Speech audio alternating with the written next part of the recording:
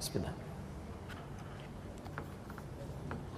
Nanti ini bisa ditemukan diantaranya di ilmu balaghah dan ilmu arud. Ya. Kalau di nahwu atau sharaf belum sampai ke sini.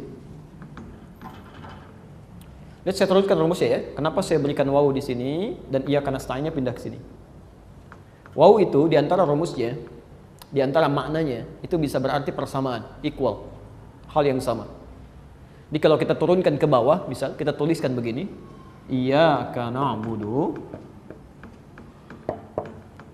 Wahnya di sini kita turunkan persamaannya sama dengan kan iyyaka nasta'in. Lihat sini. Ini ibadah. Ini solusi. Pelan-pelan. Minta tolong karena minta solusi kan? Ya, minta solusi, minta pertolongan. Baik. Sekarang perhatikan sini. Kalau orang minta tolong, umumnya sedang punya apa? Masalah. Mustahil orang minta tolong gak ada masalah. Tolong saya Pak, kenapa? Gak ada apa-apa. Pasti ada masalah gitu ya. Pasti ada masalah, ada persoalan, ya, ada problem. Turunkan ayat Qur'annya. Dan uniknya, semua manusia kata Allah itu diuji dengan masalah. Tidak ada manusia yang tidak punya masalah. Quran surah kedua Al-Baqarah ayat 155. Posisi paling kiri sebelah atas. Quran surah 2 ayat 155. Walanabluwannakum bisyai'. Dan kalian sepanjang masih hidup, kami pasti akan uji dengan berbagai persoalan. Masalah itu dititipkan oleh Allah kepada kita, bukan ingin menjadikan hidup kita bermasalah, tapi ingin meningkatkan kualitas hidup kita. Sebab kalau tidak diuji dengan masalah, hidup kita tidak akan berkembang. Anak bapak ibu tidak menangis, bagaimana kreativitas orang tua muncul? Ya, mustahil itu. Nanti akan vakum aja kehidupannya. Dari mulai dilahirkan sampai tumbuh dewasa nggak pernah nangis. Anak orang lain terlahir nangis, anak kita diam misalnya kan, diam aja, itu kan bahaya. Nggak muncul kreativitas. Ya. Dan menariknya, pelan-pelan, ketika masalah ini didapatkan, saya agak cepat saja, agak cepat. Ketika masalah ini didapatkan, ditujukan kepada kita, itu Masya Allah, bahasa Qur'annya, itu ujian yang Allah titipkan kepada kita untuk membuat kita lebih baik. Lebih baik. Dan tidak mungkin, Quran surah kedua Al-Baqarah ayat 286. Ya. Ayat 286. Pelan-pelan. Dan tidak mungkin Allah menitipkan satu ujian, persoalan kepada kita, kecuali kita sanggup. La yukallifullahu nafsan illa usaha. Allah tidak akan menitipkan ujian pada seorang hamba kecuali dia sanggup. Jadi mustahil Allah menitipkan ujian di luar batas kemampuan kita. Artinya, mohon maaf, kalau di antara kita sedang punya masalah, seberat apapun yang kita genggam sampai saat ini kita rasakan, jangan mengeluh. Karena menurut Allah cuma kita yang mampu, yang lain nggak bisa. Makanya dititipkan pada Bapak, karena Bapak yang bisa, yang lain nggak bisa Pak. Ya. Karena itu ketika kita punya masalah, yakinkan, Alhamdulillah Allah titipkan kepada saya. Artinya Anda yang dipercaya. Ya. Nggak usah ngeluh. Ya. Ngeluh itu nggak menyelesaikan persoalan, Bu. Kita mengeluh, masalah nggak akan tuntas, cuma datang masalah baru. Ingat betul, ketika Allah titipkan pada Anda, cuma Anda yang mampu, yang lain tidak. Ya. Dan nggak usah terlampau bangga, bikin status, ternyata cuma saya yang mampu, ya nggak usah. Ya. Itu bikin masalah gitu kan. Baik. Jadi ini poin pertama. Saya beri gambaran sini ya. Lihat bagaimana keadilan Allah. Sebelum saya turunkan ke sini, lihat bagaimana adilnya Allah. Adilnya Allah. Tahu cicak? Cicak, baik. Bagaimana beraktivitasnya? Merayap ya? Baik. Makanannya apa? Nyamuk. Saya mau tanya, nyamuk bisa terbang? Cicak? Di mana logikanya? Ada makhluk makanannya bisa terbang, makhluknya enggak. Yang makan nggak bisa terbang, yang dimakan bisa terbang. Apakah nyamuknya cuma terbang aja, cicak? Nggak mungkin. Cicaknya cuma lihat, itu mustahil. Ya. Tapi perhatikan pesan orang tua kita ketika memberikan syair-syair. Sebetulnya dulu itu ada kalimat-kalimat baik untuk kita renungkan. Coba lihat dulu, orang tua kita pernah menyampaikan satu syair. Cicak-cicak di dinding. Diam-diam, Masya Allah, datang seekor nyamuk. Selanjutnya silahkan teruskan. Ya. Poin saya, perhatikan. Cicak-cicak di dinding. Diam-diam merayap. Cicak ini merayap cuman diam-diam. Cuman diam-diam aja tapi dia merayap. Yang menarik, datang seekor nyamuk. Bukan cicak yang mendatangi nyamuk, tapi nyamuknya datang. Kalau dia tidak merayap sekalipun diam-diam, nyamuknya nggak akan datang. Tapi karena dia merayap walaupun diam-diam, nyamuk datang. Siapa yang datangkan nyamuk? Kalau cicak aja merayap, yang terbang bisa datang, maka bagaimana dengan manusia yang bisa mengerjakan apapun? Mudah bagi Allah mendatangkan. Ya. Kalau dia tingkatkan kedekatannya dengan Allah, Allah akan datangkan bahkan dari sisi yang tidak dia duga. Allahu Akbar. Cicak aja dapat, kenapa kita enggak? Ini enggak ada yang mustahil, ya. Enggak ada yang mustahil. Baik, ini problem, masalah, pelan-pelan. Kita ingin solusinya. Ketika kita mohonkan solusi, ya, wa iyyaka nasta'in, ternyata yang menarik didahului dulu oleh ibadah. Kalimat solusi ini disandingkan dengan ibadah, dibuat persamaan. Ibadah sama dengan solusi. Seakan-akan ada pesan di Quran, jika seseorang punya persoalan dalam hidupnya, apapun itu, sebetulnya gampang menyelesaikannya. Yang punya solusi Allah, yang punya rizki Allah, kenapa enggak didekati pemilik solusinya? Ibadah. Ini mohon maaf kalau Anda juga punya persoalan, misal di kantor masalah nggak tuntas, kan? Atau ada yang di kantornya champion, dia juara, tapi di rumahnya persoalan nggak pernah tuntas, padahal harta cukup berlimpah, kedudukan tinggi, masalah nggak selesai-selesai. Cek, mungkin ini yang nggak maksimal. Ya, ini yang nggak maksimal ibadahnya. Kita ambil contoh lain, Quran surah 65, At-Talaq. Akhir ayat kedua, awal ayat ketiga. Di ujung ayat kedua, di awal ayat ketiga. Baik, lihat persamaannya. Wa may yattaqillaha yaj'al lahu makhraja, masyaallah, wa yarzuqhu min haitsu la yahtasib. Wa may yattaqillaha, siapa yang bisa meningkatkan takwanya kepada Allah, takwanya naik, yaj'al lahu makhraja, kami berikan jalan keluar pada setiap persoalan yang tengah dialami, diberikan solusi. Di persamaan di ayat ini, takwa meningkat, takwanya meningkat, masalah selesai. Ya. Bahkan rizki, masyaallah, wa yarzuqhu min haitsu la yahtasib. Rizkinya datang dari sisi yang tidak dia duga. Rizki itu bukan cuma uang, hati-hati. Keturunan itu rizki, ketenangan itu rizki. Kadang-kadang ketenangan itu bisa lebih penting dibandingkan dengan harta yang kita lihat dan kita pegang. Saya sering tanyakan, Bapak Ibu mau pilih mana? Kaya tapi gelisah atau miskin tapi tenang? Dan tidak ada pilihan ketiga. Itu nggak mudah, kan? Ini ingin menunjuk bahkan ketenangan itu penting dalam satu peristiwa.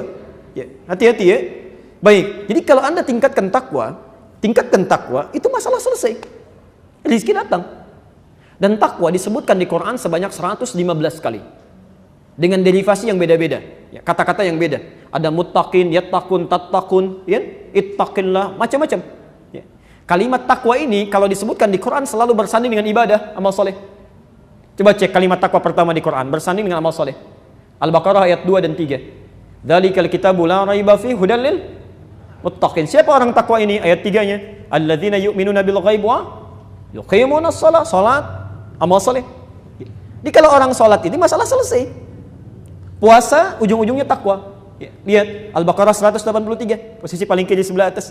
Ya ayyuhalladzina amanu kutiba alaikumus shiyam kama kutiba alal ladzina min qablikum la'allakum tattaqun, takwa lagi. Di rumusnya gampang. Kalau antum ingin menyelesaikan persoalan dalam hidup, dekati yang punya solusi dengan meningkatkan takwa, caranya ibadah. Tingkatkan ibadah. Dan ini yang dilakukan oleh para nabi dan rasul. Masya Allah. Kita ambil contoh ya, contoh terakhir kita tutup di sini. Quran surah 21 Al-Anbiya. Ini paling komplit dan ini kalau isyarat Qurannya akan dialami oleh setiap makhluk yang hidup. Quran surah 21 ayat 83 sampai 92. Catat saja dulu, nanti dibuka kemudian ayat 83 sampai 92. Ini ibu dan bapak sekalian, saudara-saudariku, ini adalah gambaran dari Quran tentang kisah para nabi dan orang saleh yang mengalami persoalan dalam hidup. Ada yang sakit parah luar biasa, ada yang masalah dengan keturunan, ada yang masalah, maaf, dengan aktivitas yang menghimpit sampai gelap mata, ya, sampai gelap mata. Tapi semua dibebaskan oleh Allah. Dan kalimat menariknya di ayat-ayat ini adalah orang-orang yang punya masalah serupa dengan ini, kami akan berikan solusinya kalau mengerjakan amalan yang sama dengan mereka. Saya kasih satu contoh saja ya, di rangkaian ayat ini tentang Nabi Ayyub di ayat ke-83-nya sampai 84. Perhatikan kalimatnya, wa ayyuba idnada rabbahu rabbi anni massani yadhurru wa anta arhamur rahimin. Ada ayat ini? Quran surah 21 ayat 83. Wa ayyuba, biasanya kalau dalam bahasa Arab kalimat pertama dalam satu rangkaian kata itu biasanya menggunakan harakat dhammah, rafa. Al-masjidu kabirun, hampir tidak dikatakan al-masjidah, selalu ya. Baik, al-malu wal banuna zinatul hayatid dunya, ya, pelan-pelan. Di sini pakai a. Wa ayyuba, A itu harakatnya, maaf, fathah, kasrah atau dhammah? Fathah. Apa artinya fathah? Fataha, iftahil bab. Apa artinya iftah? Fathah. Buka, terbuka. Fathah itu sesuatu yang terbuka. Wa ayyuba, dan kami buka kisah Ayub ini untuk menjadi inspirasi bagi siapapun yang melihat dan mempelajarinya. Ada ilmu nanti untuk membaca itu ya, di antaranya di ilmu arud. Kenapa harakatnya fathah, nasab, kuat, nasab itu kuat. Seakan-akan ingin katakan kami buka kisah Ayub ini supaya jadi inspirasi untuk Anda menjadi motivasi yang kuat dalam kehidupan. Idznada rabbah, ketika beliau menyeru pada Tuhannya, diuji dengan penyakit luar biasa, Bu ya. Tapi jangan ngarang ya. Ini tidak disebutkan penyakitnya apa, cuma kondisinya luar biasa parahnya. Ya. Ada yang berspekulasi mengatakan penyakitnya itu penyakit kulit, ya.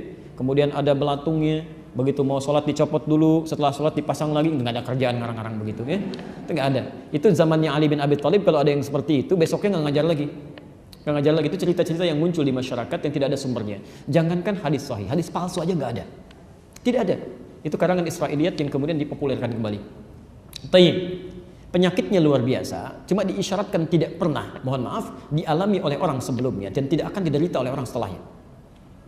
Dan bukan cuma penyakit ini saja, kalau dirinci, ayatnya diteruskan sampai 84, ujiannya itu tiga. Ya. Ayub ini kan orang kaya, Masya Allah. Kemudian keturunannya luar biasa, ya. Ada 12 anaknya, kaya, semua sehat-sehat, kuat, kan? Yang ketiga ini menarik, ya. Ini menarik. Mohon maaf, dan soleh. Ya. Kaya, keturunan sehat, kuat dan soleh, dekat dengan Allah. Ya. Sehat luar biasa. Satu kali diuji dengan 3 hari aja, 3 hari. Hari pertama, mohon maaf, semua hartanya hancur, lebur, ternaknya mati semua. Kemudian seluruh aset perkebunannya terbakar. Insya Allah.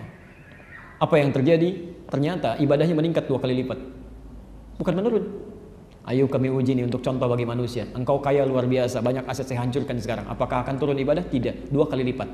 Ada nabi, rasul, Masya Allah, surganya jelas. Diuji dengan kekayaan, hancur semuanya dalam 1 hari, meningkat ibadahnya 2 kali lipat. Ada orang bukan nabi, bukan rasul, nggak jelas surganya, kehilangan sendal di masjid, rame. Masya Allah, ya. Nggak evaluasi diri gitu ya. Baik, kita teruskan. Hari kedua, barangkali keturunannya masih ada.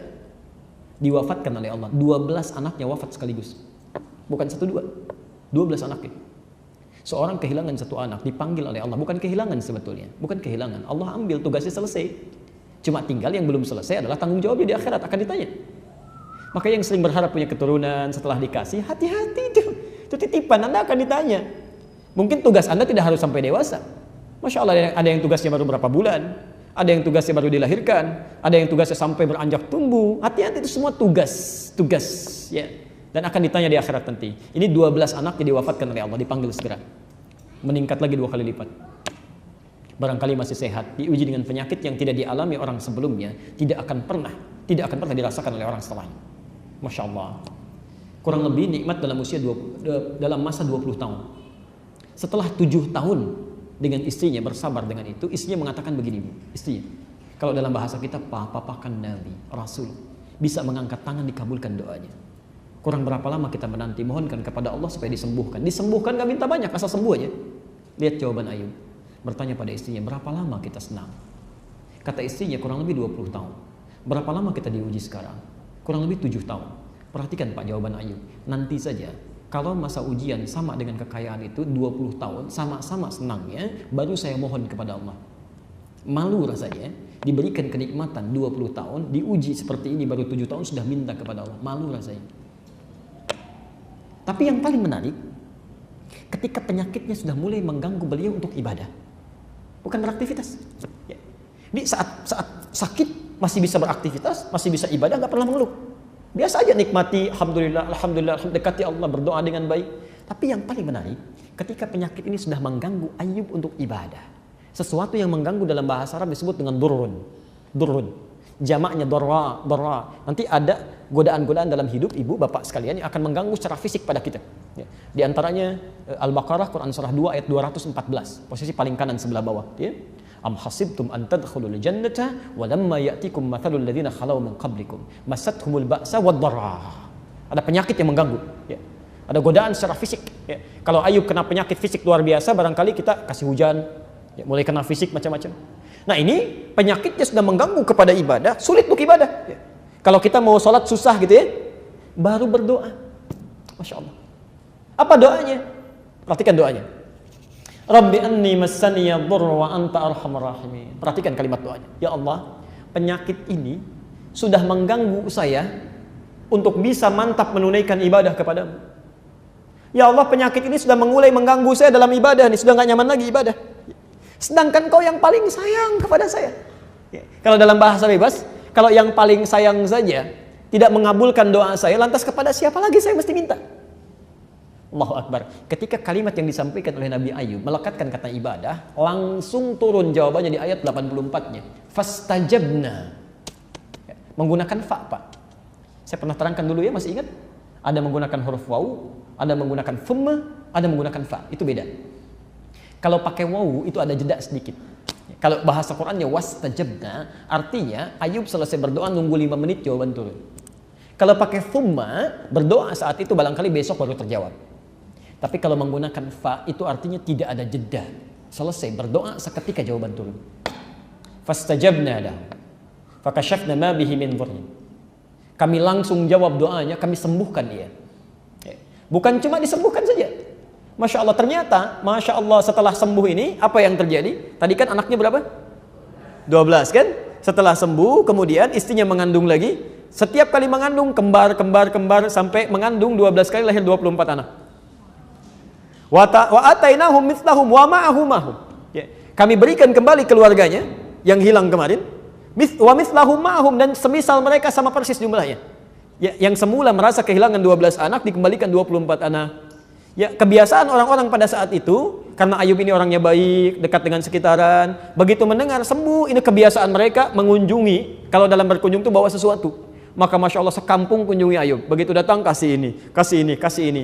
Begitu selesai ternyata kekayaannya meningkat 2 kali lipat dari sebelumnya. Anda bisa bayangkan. Tapi yang paling menarik di ujung ayatnya ditutup, demikian pula kami akan berikan pada orang-orang beriman. Yang punya masalah serupa dengan Ayub akan diberikan hal yang sama. Kalau dia melakukan amalan-amalan yang dilakukan oleh Ayub. Di antaranya apa? Para nabi itu meningkatkan ibadah. Ini. Bahkan dalam sakitnya pun yang diingat ibadah. Jadi kalau antum sedang punya masalah, dahulukan kepentingan ibadah dulu. Ibadah. Itu yang susah cari pekerjaan. Apa motifnya? Jangan-jangan cari kerja untuk dunia aja, itu lama jawabannya. Lama. Hadirkan untuk ibadah, minta untuk ibadah. Ya Allah, mohon tunjukkan pada saya misal saja. Antum pengen 1 miliar misal minta ya, banyak banget kan, ada kepentingan tertentu. Hadirkan dulu kepentingan ibadah, baru yang lain ikut. Ya Allah, hamba sudah berusaha ya Allah, beribadah sholat sedapat yang hamba minta. Cuma sampai sekarang belum bisa zakat ya Allah, yang sekiranya bisa memberikan bantuan kepada banyak orang. Hamba tidak minta banyak, mohon ya Allah beri kesempatan berzakat dengan 25 juta saja. Supaya ada kebaikan untuk orang banyak. Zakat itu berapa persen? 2,5%. Kalau minta zakat 25 juta, artinya minta berapa? Masya Allah. Coba cek ya, jangan-jangan yang sakit minta sembuh karena pengen sembuhnya aja, ibadahnya nggak ada. Kamu ini dikasih sehat, sholat enggak. Dikasih sakit enggak, zikir juga. Sekarang pengen sembuh lagi. Kapan kamu mau ibadahnya? Sehat nggak ibadah, sakit nggak ibadah, sudah sakit pengen minta sehat lagi. Kapan mau ibadahnya? Ya. Saya pernah punya kejadian menarik dulu. Alhamdulillah saya dititipkan sakit dulu. Ya. Dan komplit tipes, ketemu temannya DB, dirawat di rumah sakit. Datang ke situ, Masya Allah. Jadi ketika dirawat, disediakan dokter, Masya Allah katanya yang paling baik di situ. Itu 4 kali visit datang, kurang lebih. Kunjungan pertama disebut ade saya. Apa yang dirasakan deh katanya. Kunjungan kedua, Mas, gimana Mas? Katanya. Kunjungan ketiga, karena anak kami juga sama-sama dirawat, ikut sama dia, dan di satu ruangan kan, berubah jadi bapak. Bagaimana Pak? Di 3 kali bapak tuh. Yang ketiga ini saya masih ingat betul. Kalimat dokter ini mengatakan, Pak, sudah ada rumus dalam dunia ilmiah. Sudah ada rumus. Bapak ini tidak akan pernah naik darahnya, kecuali nanti di hari kesekian. Hari kesekian. Jadi semuanya rumusnya seperti itu. Mau obat sehebat apapun akan tetap seperti ini. Jadi sabar aja, tunggu, silakan. Kalau manusia sudah mengatakan dengan ilmunya demikian, maka kita bisa berharap kepada yang paling mengetahui untuk menutup dan menghilangkan sifat yang seperti itu, ya, supaya mengatakan bahwa ada yang lebih daripada ini. Maka malam-malam bangun, saya tayamum, kemudian kita mencoba sholat di malam hari, kita mohon kepada Allah. Ya Allah, penyakit yang kau titipkan ini hamba terima dengan penuh kelapangan. Hamba bersyukur kepadamu ya Allah. namun nampaknya sudah membuat orang mulai sibuk. Ya. Jadi ke rumah sakit sudah mulai banyak orang, ya macam-macam. Hamba ingin meringankan mereka ya Allah. Jangan biarkan rumah sakit ini sibuk, jangan biarkan macam-macam. Ya, tunjukkan kebaikan. Tiba-tiba besoknya dokter yang biasa visit jam 11 datang jam 7, ketuk pintu, Assalamualaikum. Begitu masuk, Ustadz, tiba-tiba panggil Ustadz. Ini harusnya gak begini, kenapa kok bisa begini? Kenapa dok? Saya bilang. Ternyata sudah naik nih, sekarang sudah naik. Kayaknya doanya banyak ya kan.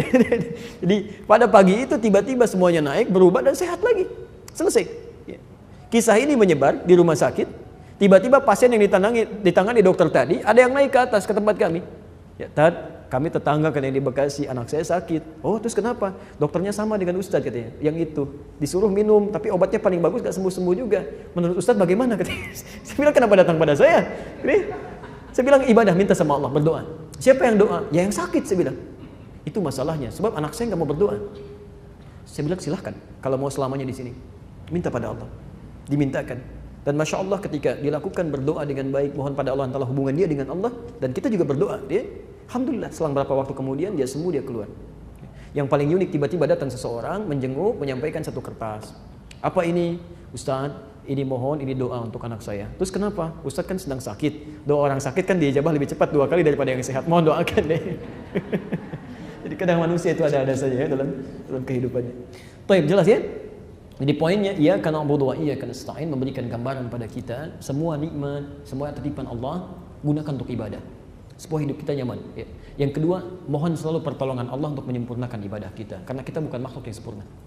Yang ketiga, setiap Anda punya kesulitan dalam hidup, maka selalu tingkatkan ibadah untuk memudahkan itu. Saya bacakan hadis terakhir sebelum saya jawab barangkali 1 atau 2 ada di sini. Yang tadi dituliskan Abu Dawud nomor hadis 649. Ibu masih ingat? Bapak masih ingat? Bukankah tiap hari 17 kali kita bacakan ini? 17 kali? Kapan kita bacakan? Belum salat. Seharusnya masalah kita selesai. Selesai. Ya. Lihat hadis kutsinya. Saya langsung ke ujungnya saja. Idza qala al-'abdu, kalau seorang hamba berkata dalam salatnya, iyyaka na'budu wa iyyaka nasta'in, ya Allah, untukmu saja kami menjadikan aktivitas kami sebagai ibadah. Wa iyyaka nasta'in, dan sekarang kami punya persoalan, mohon berikan solusi. Perhatikan jawabannya. Qala Allah azza wa jalla, maka Allah menjawab seruannya ini. Jadi ketika Anda membaca Al-Fatihah itu Allah jawab. Hadza baini wa baina 'abdi, ini perjanjian antara aku dengan hambaku. Wali 'abdi, dan kalau hambaku benar ibadahnya, masala, maka sekarang pun apapun yang dia minta aku akan berikan. Apapun yang dia minta aku akan kabulkan. Jadi seharusnya kalau kita bacakan itu selesai tuntas.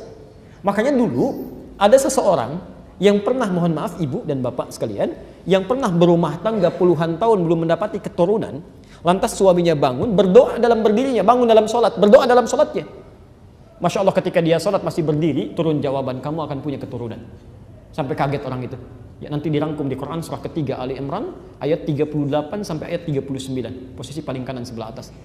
Dan kita berita baiknya tiap hari ditawarkan. 17 kali kurang apa lagi? Tiap hari itu. Tiap hari dalam sholat. Kata Allah, hadza baini wa baina 'abdi wa li 'abdi ma sa'al. Ini perjanjianku ini dengan hambaku, kalau benar ibadahnya saya kabulkan apapun yang diminta. Masya Allah. Jadi kalau kita tiap hari sholat, kemudian kita membaca itu, belum ada yang terkabul, maka ada yang belum sempurna sholatnya. Harus ada yang diperbaiki. Ya, ada yang diperbaiki.